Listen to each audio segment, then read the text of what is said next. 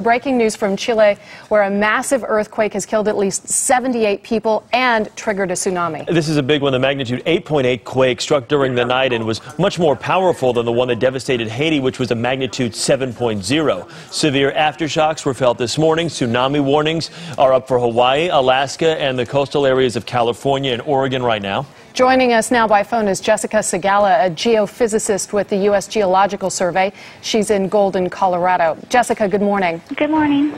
So tell us, first off, can you give us some perspective on how strong an 8.8 earthquake is? What are we talking about in terms of intensity?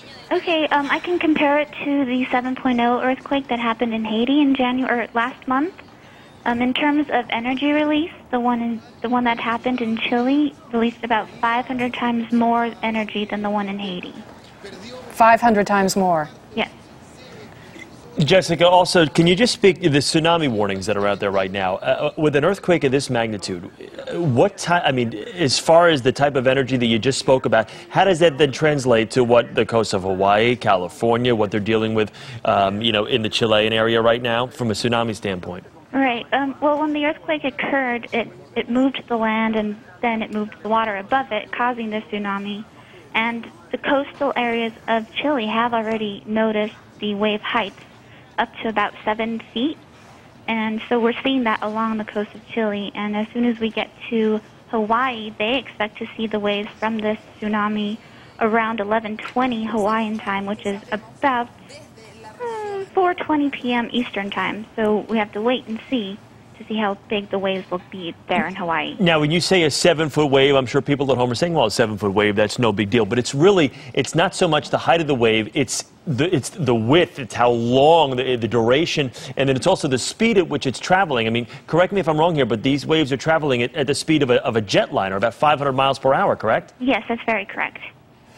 And it's just not one sheet of water. It's a big chunk, a big block of water coming onto the land. We're starting to get some of the pictures out of Chile, and they're just devastating pictures of buildings collapsed and such. We know that the damage is going to be extensive, but what about aftershocks now? How many can people there expect to feel? Is this a real concern as well?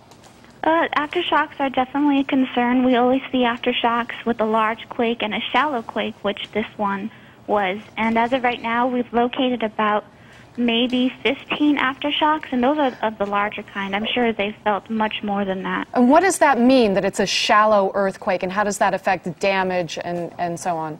A shallow earthquake just means that it happened pretty close to the surface. It didn't happen right on the surface, but it happened at about...